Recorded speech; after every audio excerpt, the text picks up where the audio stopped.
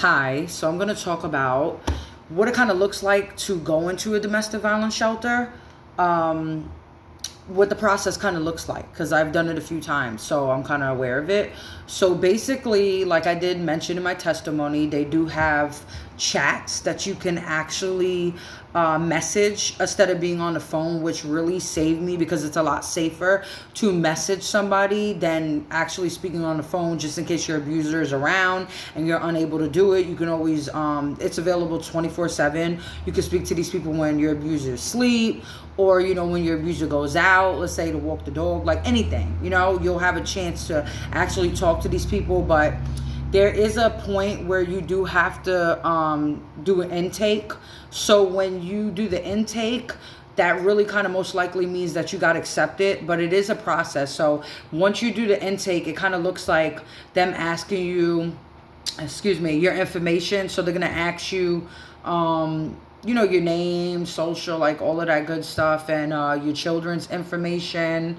And they're going to ask you when's the last incident that you did go through. So basically, you're going to have to tell them the last incident, which it could be a little scary, because it could have been bad, like the last incident. And but it is something that they want to know, so they can just be aware of like the situation and knowing where you're coming from. So basically, you will tell them that. You will give them all your information. They will then see if they have placement. They'll see if they have a room available. Now, I've been in a few domestic violence shelters. So I've been in a place before where there was I had a shared roommate. There's places like that where you'll basically have your own room, but you share like kitchen, bathroom, that type of area. But then there's also domestic violence shelters where you have the whole apartment. I've been in that. Then I also have seen there's domestic violence shelters where you'll live in your own like apartment, but there's a shared kitchen. Now, I haven't been in that one specifically, but there's all different ones. But I do believe, depending on your situation, you really can tell them, like, if you really, really feel uneasy about being around other people, because that's how I was. I'm sure they can work out in a, arrangement and agreement to maybe put you in another place where you can really be alone, because sometimes it's hard. Like, there was a lot of men that worked in the domestic violence shelter that I was in, and they actually understood that I didn't feel safe. Like the maintenance people, like I really didn't feel comfortable, so I was put in a dwelling, like a house, instead of the building, because I really, really had PTSD, which I did have paperwork, stating this from when I did go into a mental institution for 2 days. If you listen to my testimony, you'll know the reason why I went. But basically, it's going to be a process of, so you'll contact the shelter, you'll find either the 1-800 hotline or Safe Horizon. I'm pretty sure there's different numbers for each state, but I'm pretty sure you can find it. I think there should be a chat for every state. I'm not like 100% sure, but down the road, I'm going to try to like post a few places that domestic violence hotlines and stuff like that. But most of them should have the chat, So I would say yes. So you're going to talk to somebody. Like, it's going to be a little bit of, back and forth, asking you what happened. Then once they say intake, that's when then they're going to, like, they're looking for placement for you. So you're going to do that intake. Like I said, you're going to get all your information. They're going to ask you, like, your children's names, social security numbers. They're going to ask you incident. What was the last thing that happened? They're going to say if they have room for you. And like I explained before, the different type of setups that they do have. So be alert for that. But it's always better on the other side. Like, no matter where they place you, like, it's always worth it. Because at the end of the day, you're leaving that place.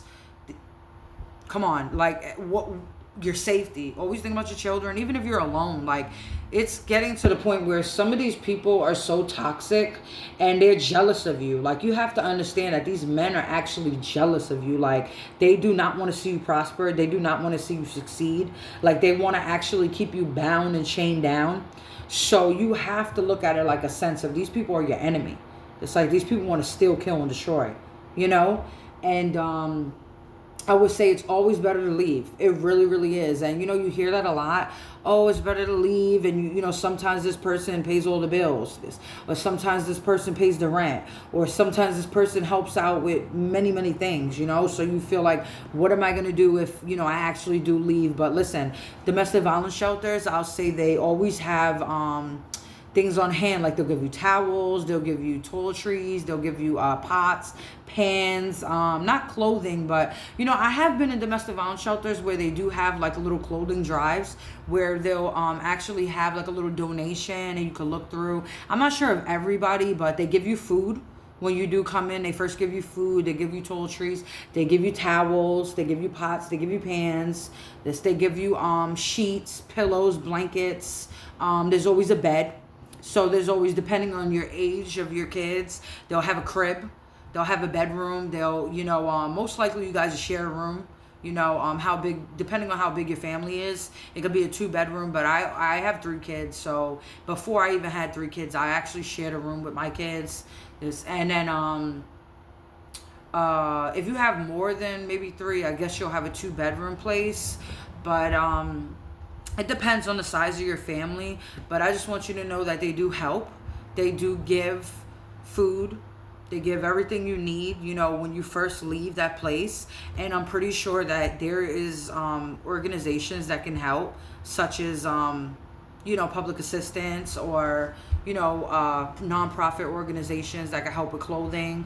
Like, there's a lot of different things that can help with you ladies getting out. Like, don't be scared to go to the other side. Like, don't be scared to leave, because the best thing that I ever done was leave.